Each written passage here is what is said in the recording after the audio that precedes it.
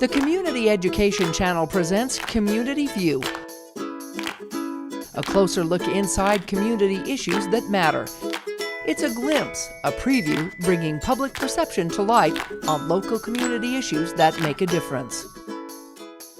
Steve, I appreciate you joining us today. Tell us, since the Governor Herbert just a few days ago mentioned that we will be holding school at home through the rest of the school year, and that means here in Washington County.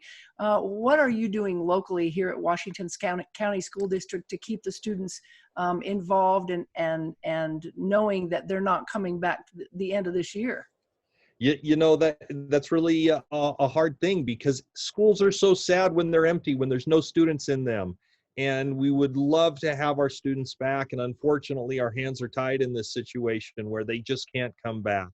You know, we wish they could be with us, but we are encouraging our teachers to continue to provide engaging opportunities for them to learn, to continue their learning through the remainder of the school year. How difficult has it been to go to this online way of teaching? I'm sure the teachers were just as shocked as the students were to try to get this going.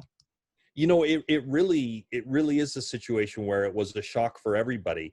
If you consider that we took a 100-year-old system of education and literally modernized it and changed it in 2 days, that's incredible. There is no other industry on this earth that could modernize, adapt, and change in 2 days, something they've been doing for more than 100 years. It was probably pretty hard to give them a full school day to what they're used to versus, maybe they'd be done in, say, 20 minutes.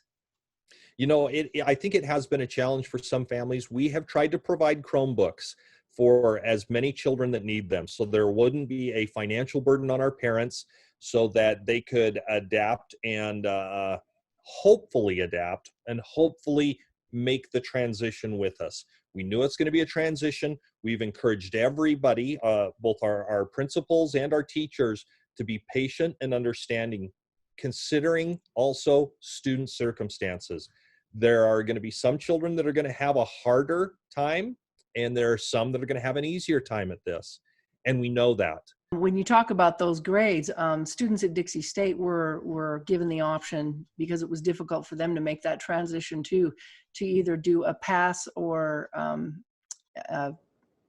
just a move forward versus a letter grade. Did you give that option with your students there at Washington County School District? With our secondary students, yes, we are. We're going to give them the option of a letter grade or a P for pass.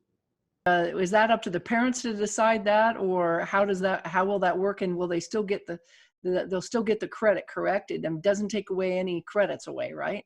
Correct. It doesn't take away any credits, and it does not affect their GPA. And that's a key thing when we're going through something as new and unprecedented as this, is that these students do not have future learning opportunities disrupted. These students may have a 4.0. They may be going towards a scholarship of some sort, and we do not want to have anything that would create an interruption for that. And so it will be up to the students and the parents to decide what is best for their child. Now, I've heard that there's a possibility that this virus could come back around if and once it goes away this summer, and that we could be faced with this again. Are you prepared, and is this going to change how we do business and schooling coming here on forward?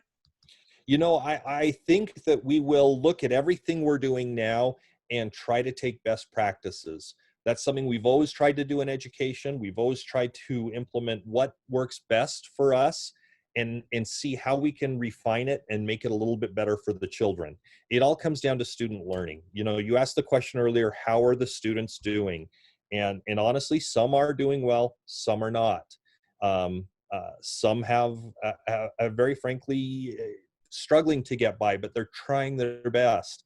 And that's all we can ask for them in this situation. And so for us, as we look forward, is to be prepared. What have the teachers said about this? I mean, I'm sure they had a hard time adapting, but are they liking it, or would they rather have that one-on-one with the students in the classroom? I think they would honestly rather have the one-on-one. There may be some that are liking this, but teachers get into this business to see children improve, to see them grow, and they can't see that right now. Frankly, our teachers care deeply about these kids. They care about these students, and they have jumped through hoops to make this happen because we were in an emergency situation and it needed to be done. It is not the best case scenario. It's not the best case for learning, for the well-being of the children, and yet it's something we have to do. And I know these teachers are doing what they can to help their students, even though they can't see that. But I think almost 100% of the time, if I were to survey them, they would say, we want our students back in the classroom.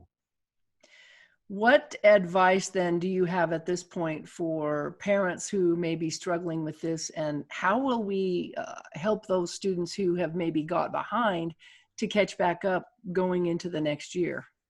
We are looking at options where throughout the summer we'll provide learning opportunities, packets, and makeup opportunities for students throughout the summer. We don't want to have that gap of decline because of this situation we've been put in. I mean, it's probably been a struggle for the parents. What advice do you have for the parents to get through this? Hopefully this will come to a head soon and we can all get back to somewhat of a normal day. But what advice do you have for parents out there? You know, our advice for parents really is to hang in there. We know this is hard. We know this is a challenging situation.